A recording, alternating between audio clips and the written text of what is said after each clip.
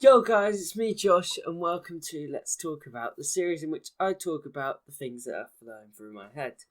So, this is an episode that probably was more relevant to last week than this week, but it's still a very hot topic. And that is the European Super League. So, where do I start? Well, the European Super League, in case you don't know what it is a proposed competition in football, or as you Americans call it, soccer, where there'd be 15 teams to begin with, and then another 5 teams who would then be able to go in at a later stage.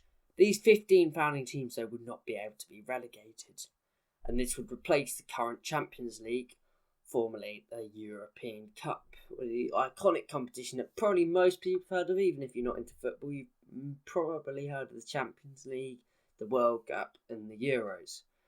Now, the Champions League, think about it. So you have this European Super League, and you get rid of the Champions League. Well, you don't get rid of it, but it's no longer relevant. What happens to all the Champions Leagues your club has won? They now mean nothing because it's a past competition. It's like winning the FA Vase. If they got rid of that, what's the competition they got rid of? I think there was something before the Charity Shield. It was the Charity Cup, I think. It's like that doesn't really mean anything anymore. Like, yes, it's still a trophy, but it doesn't mean anything anymore because the competition no longer exists. And that's what would happen to the Champions League with the Europa League. Now, that is a big problem because it basically erases the history of these clubs. And I, who support Manchester United, one of the 6 clubs from England trying to compete in this. I don't want our club's history just to go down the toilet. That'd be silly. Also, the format itself is flawed because basically what this format is a very limited promotion and very, very limited relegation. Like I just mentioned before, the founding 15 teams cannot be relegated, and 5 teams can be promoted each year until it's up to 20. But it doesn't say there's going to be any relegation. So potentially it's going to keep having 5 teams. You've not added each year, even though it's going to be just 20 teams in it, and you're just going to let them stay. And there needs to be some sort of relegation system, otherwise the element of competition just isn't there. And there's no point in it if it's not a competition. So that is probably the biggest thing, and that's why it's caused so much uproar about this, including from me, is that there's no promotion, no relegation, there's no competition. What do the matches mean if you're just going to be in it next year? What does it mean winning it if you're only winning 100 million quid more? And that's the thing, it's just like only money. Where's the integrity, the history, the promotion, the relegation, the actual competitive elements would just be gone, poof, in the air. It just wouldn't work. And also, this whole thing about it being the big 6 clubs. Tottenham, they've got an expensive stadium, but where's their history? Last won an FA Cup in 1901. Arsenal, yeah, you could probably say they're a big club.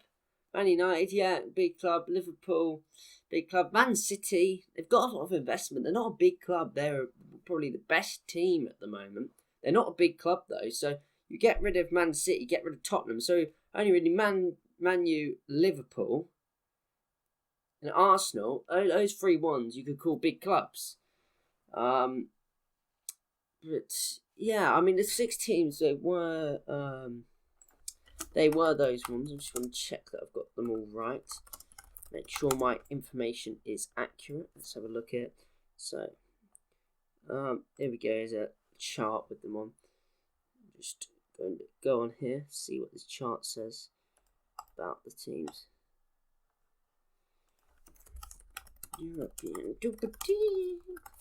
Right, okay.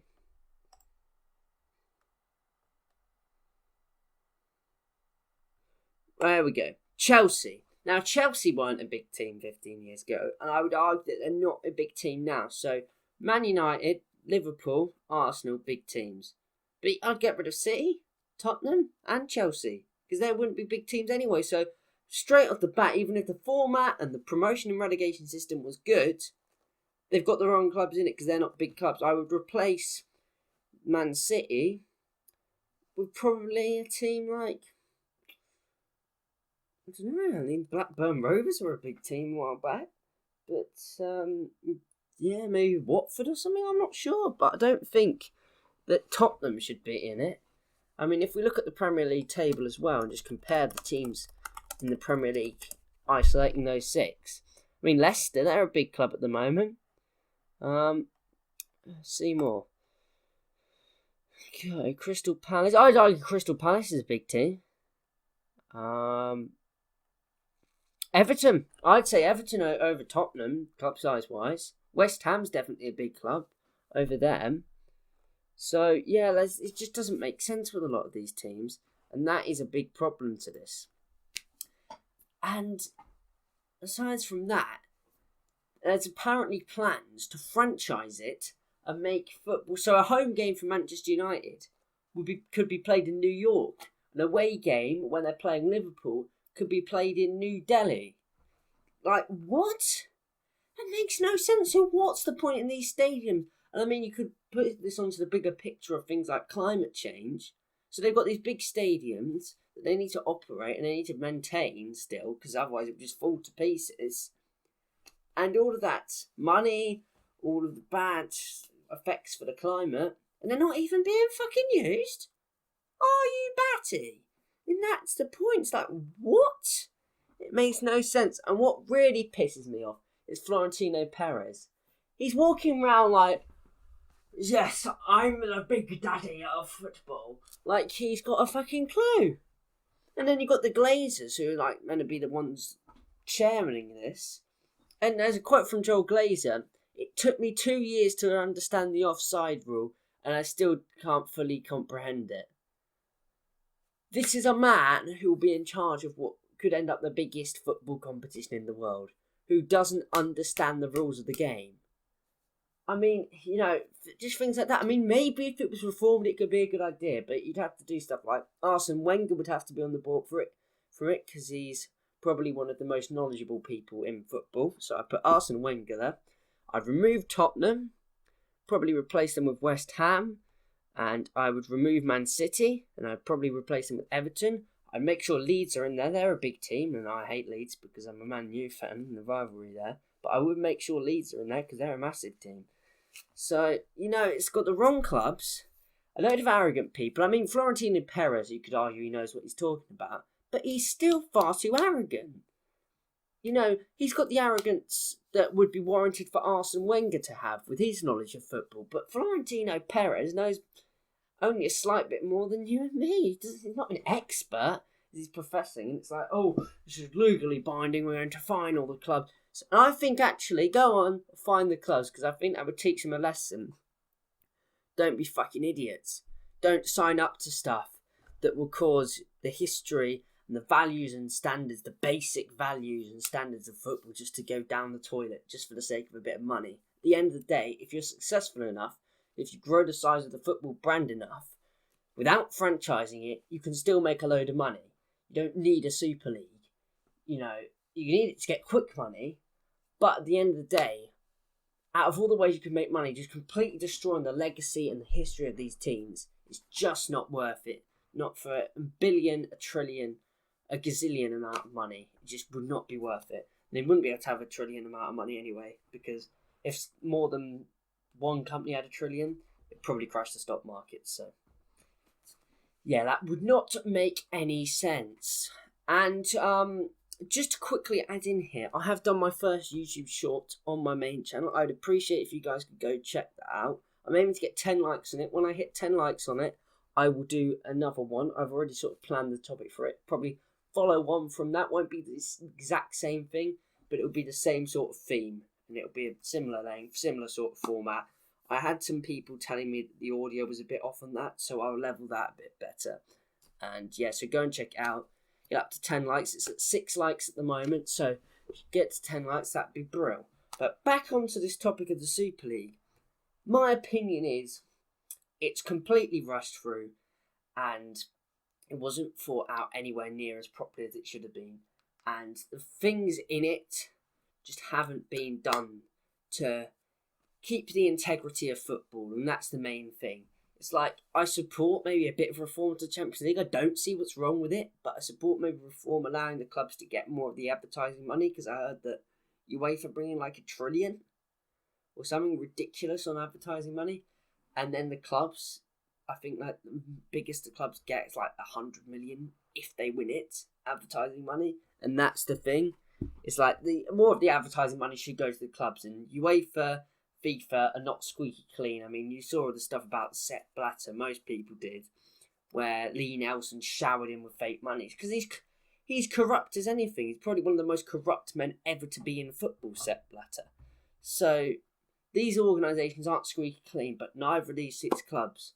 So it's now on the onus is on the fans, me and you, the governments, and the smaller people in the clubs to say something and be like, no, this is not okay.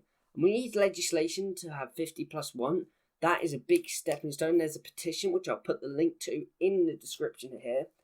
And you just need 5 minutes, go onto this petition, put in your email address, your address in, and that will add a signature to this petition. It needs 100,000 signatures to be debated in Parliament.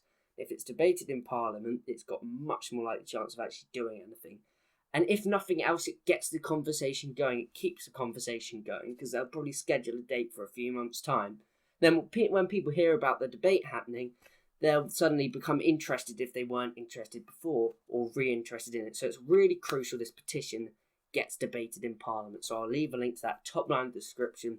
Above everything else, it will be there. So like before you even click on the video, you'll be able to see a bit of grey text with it there. So I'll make sure that is there. But yeah, if you want my overall view on it, completely stupid idea. Should not go through. Wrong people chairing it, wrong people owning it, and the fact that there's no external body, officiating over it. It's these individual clubs officiating over it, which is the most crazy thing about all this. It's just completely scandalous, and that is probably as good reason as any why, if this is gonna go ahead, it needs massive reform, and if preferably it doesn't, then the Champions League needs reform. But fuck me, not like their format. Fucking hell, 32 teams.